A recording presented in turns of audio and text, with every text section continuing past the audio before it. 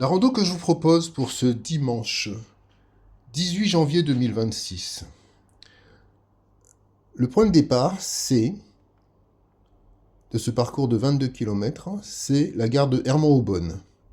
De là, on s'achemine à travers Margency, en côtoyant Saint-Prix, où il y a un lavoir intéressant à voir ici, et en rentrant par le chemin des pèlerins vers la Vierge Noire. Une rencontre magique.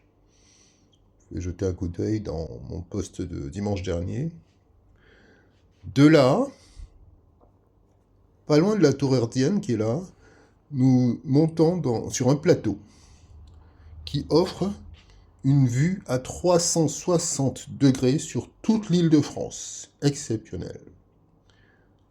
Ensuite, nous redescendons à un endroit où on a une vue sur le château de la Chasse, ici, avant de partir vers la Croix-Blanche et d'aller chercher la deuxième Vierge. Beaucoup de personnes ignorent qu'il y a une deuxième Vierge ici.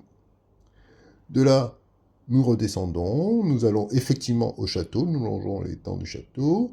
Ici, Fontaine-Radegonde, ici le cimetière de Bosc. La zone du faisan doré, des sapins brûlés. Pour la petite histoire, c'est ici que le 27 décembre, j'ai pu filmer une famille de sangliers. Si vous allez voir mon post correspondant à cette journée-là. Et de sapins brûlés, nous descendons tranquillement en forêt vers l'étang Godard, également un incontournable. Et de là, nous rejoignons, en passant le long du cimetière qui est ici, de l'église Notre-Dame, nous rejoignons la gare de Taverny pour le retour. Ok ?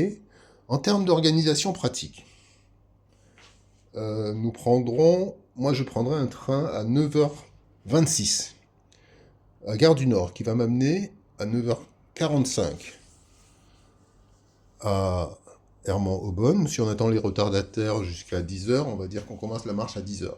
Je prends en général une moyenne de 3 km/h pour évaluer mon heure d'atterrissage, puisque 3 km/h, ça tient compte de parcours faciles où je serai plutôt un peu au-dessus de 4 km/h, mais aussi de parcours plus difficiles où il y aura des arbres tombés, ça sera boueux, il y aura un peu de dénivelé, où on sera plutôt proche des 2,5 km/h. Voilà. Donc 22 km à 3 km/h, ça nous amène autour de 7 heures, et auquel vous pouvez rajouter effectivement la pause déjeuner. Donc en partant à 10h, à 17h30, on est ici, en gare de Taverny, où une période où le train pour le retour, c'est à peu près toutes les demi-heures vers Paris. Très belle randonnée, donc, qui capitalise sur les points d'intérêt que j'ai pu rencontrer au cours de mes 7 précédents parcours. Grâce à Caroline qui connaît cette forêt comme sa poche, j'ai pu maximiser cette randonnée. Vraiment, c'est un parcours très très bien optimisé. Amener les jumelles, amener les photos. On va essayer de surprendre le sanglier. Il y a de tout dans ce parcours. Alors, qu'est-ce que vous attendez pour me rejoindre ?